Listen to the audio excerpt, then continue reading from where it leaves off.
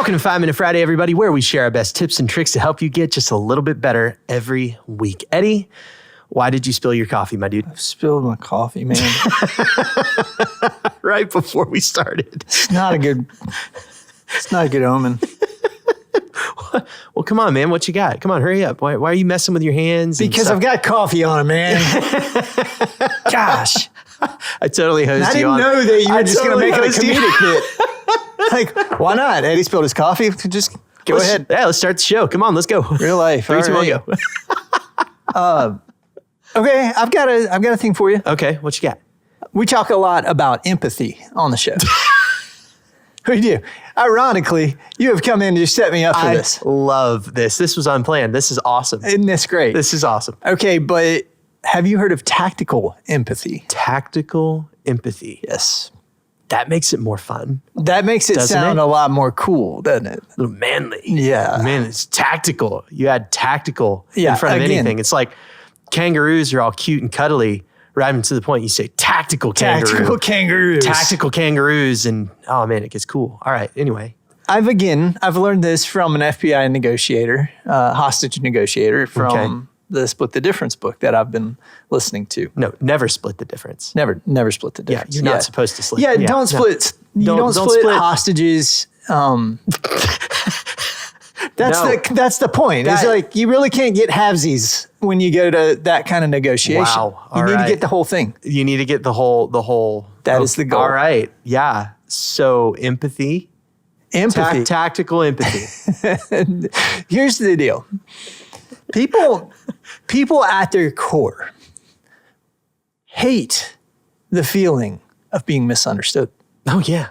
Yeah. Right? Yeah. So I can speak for myself that very few things on this planet will set me on my ear, like having somebody not understand my motives or like my why. So if I feel misunderstood, if I feel like they haven't really taken the chance, the opportunity to really get me, like for whatever reason, they just got me wrong. Like I've become this bad guy. Yeah. I mean, I like to operate most of the time under the notion that, I'm trying my best to do right for the people around me, for the people I'm working with and for. Yeah.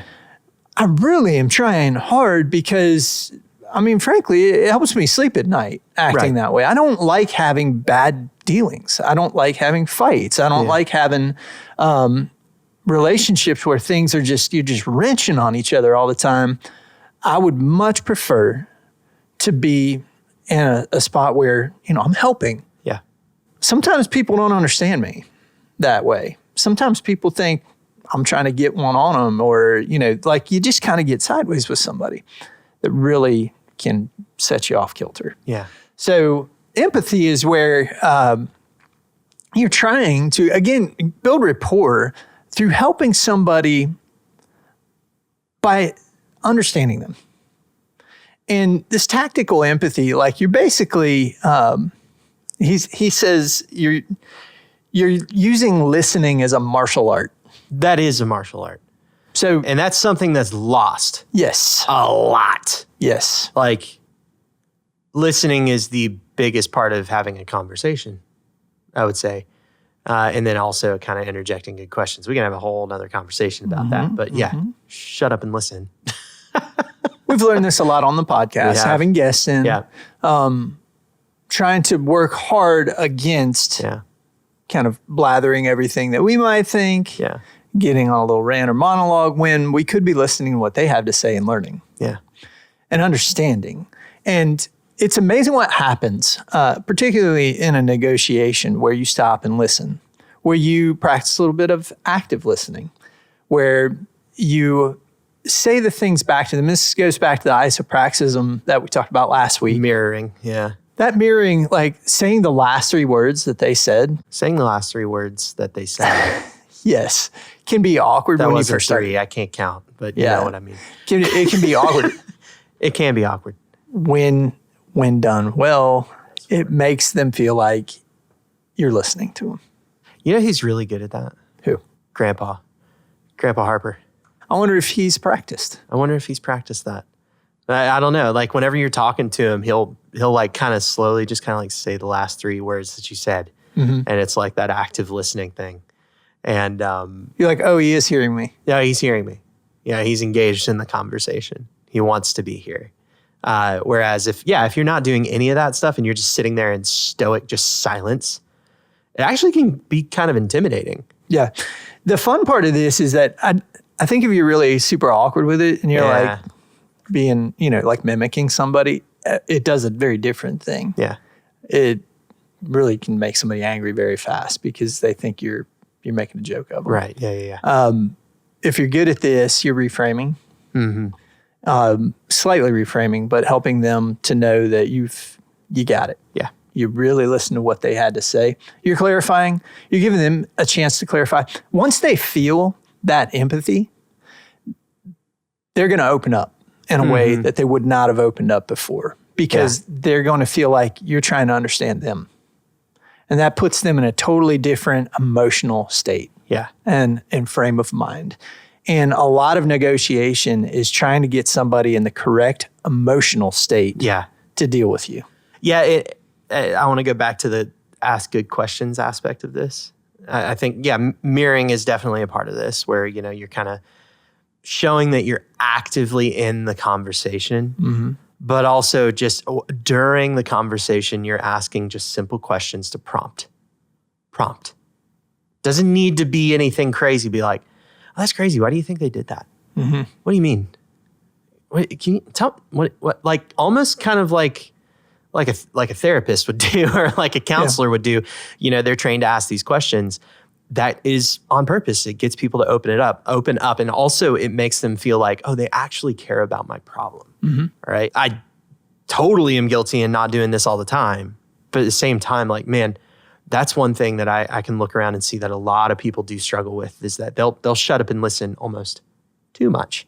And that kind of comes across as not very empathetic. Yeah. It's like you're wasting my time. So say a little bit more, but not too much. Just enough. There's a little bit of a line there and a little bit of a balancing act that you should practice. So here's something. I'll say, have you ever, I know that we all have. Yeah.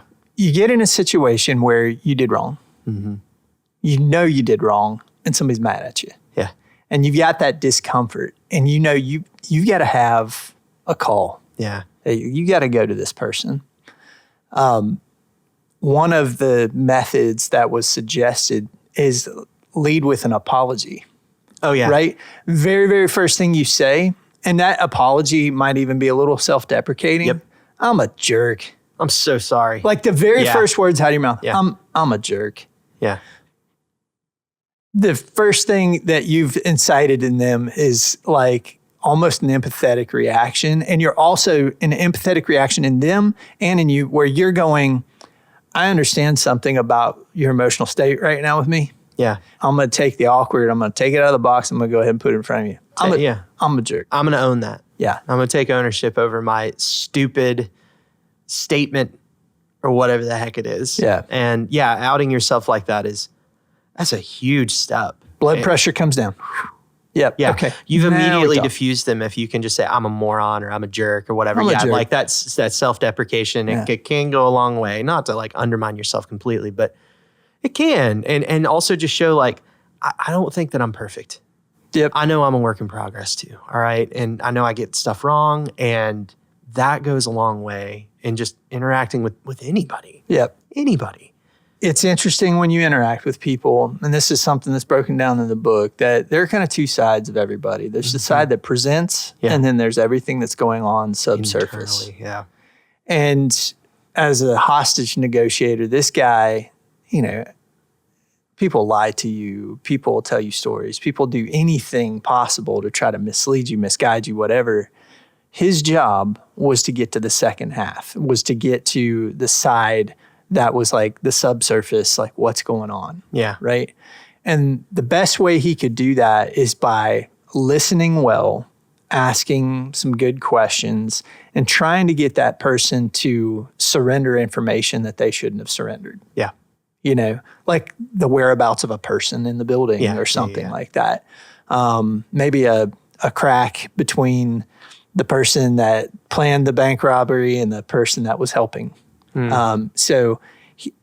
Cool stories, cool book, good concepts. Cool. I figured, yeah.